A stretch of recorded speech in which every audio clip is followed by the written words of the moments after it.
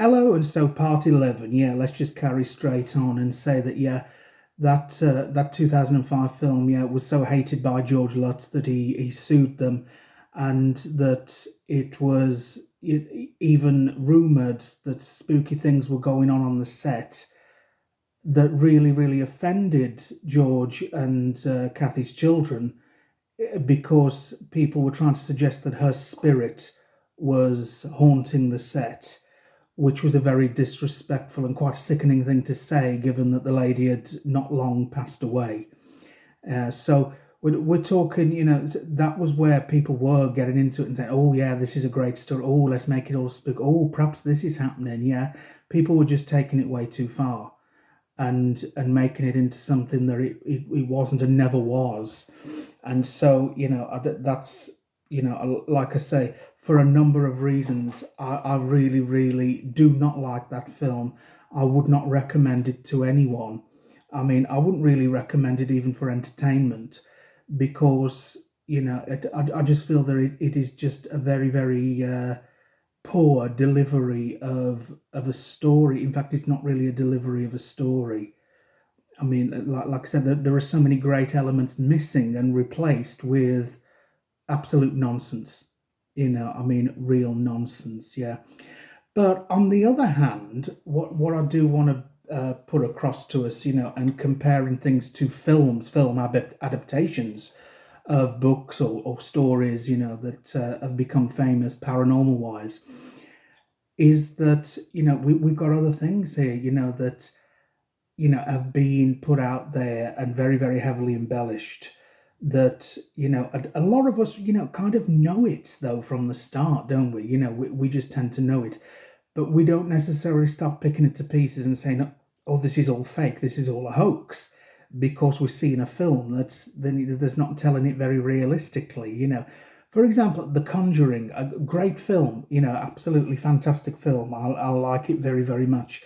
But realistically, it was very, very hammed up. It was very, very exaggerated work of Hollywood, and, not a true, kind of telling of the Perron family's story. It just wasn't.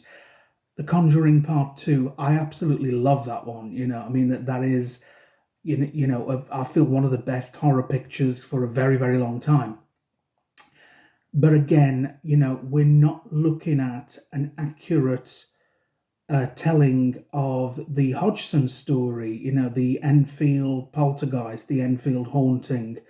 We're looking at something that was just, way, way, way embellished. I mean, it was even said that the Warrens didn't actually have that much involvement in that case. And, that this kind of connection from Amityville. Yeah, because we start off in the house during the Warrens' investigation, and then this sinister demonic nun is there and then follows them to Enfield, suggesting that there's some kind of connection. Well, of course, that wasn't true. I mean, it's for entertainment, very, very good entertainment, I'll say that, but that's exactly what it is. It's not something that we can take seriously and, look at it as, oh wow, that's what really happened. I mean, of course it just isn't. Yeah. And so, yeah, I feel that there's other things that, sometimes we want to look at and, just think about, when it comes to real life cases, and maybe even, experiences that we have ourselves. And like I say, it's never going to be like watching a horror film. It just isn't. That's why they're films and that's why they're entertainment, because, that they kind of just lump it all together, and real life experiences tend to be a lot more, we could say a lot more tame, but more in the way of, they don't follow a story, they don't follow a particularly strict order of events, that they don't sort of work in sync or anything like that. And this is what I feel, is a very, very important thing when understanding real paranormal things and real paranormal cases, is that they don't make sense. They just don't. And, we do come across a lot of people who are trying to pick these things to pieces and say, well, that's ridiculous. That doesn't make any sense. Oh, how could a ghost do that? Well, how can a ghost do anything? That is the whole point. It doesn't make sense. It doesn't follow any logic. That's why these things are baffling to us. And it's very often why they can be very frightening to people, because we don't understand it. And it's not always a case of, some dark shadow is standing there, on the landing, or, kind of hovering past the window. Sometimes it's something that leaves us very confused. We think, who was that person there? You think it was a real, well, a living person. And then we kind of figure it out. No, there was no one there, and there couldn't possibly have been anyone there. And then you kind of get scared, because you think, well, how did that happen then? What did I actually just see? That this tends to be more how it is.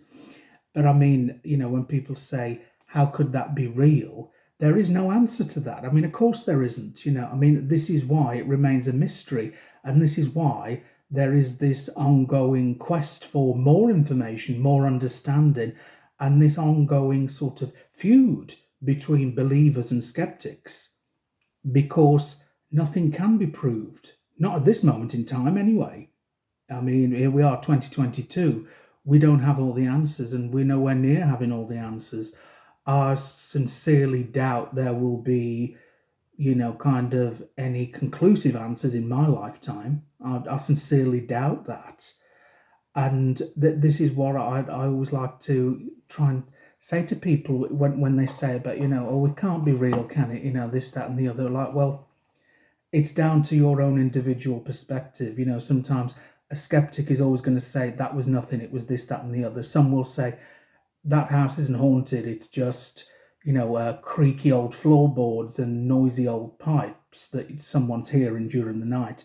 Okay, a lot of the time that is the case, but not always, because there are times when, they are checking out these noisy old floorboards, etc. And like, well, there's nothing wrong, I'm actually hearing footsteps, or I'm hearing doors opening and closing, that this isn't just coincidence or something explainable. But it's really a case of, saying, well, we've just got to kind of either be kind and understanding about it, or just walk away. Because, as I said, these are the kind of things that can be very traumatic for some people. And it is the fact that there is so, I want to say, little understanding. There is quite a lot of understanding these days. And there's people, who do understand more about the paranormal now. But there are no absolute answers or rhymes or reasons as to why things happen to certain people in certain ways, and sometimes to why things don't happen to other people.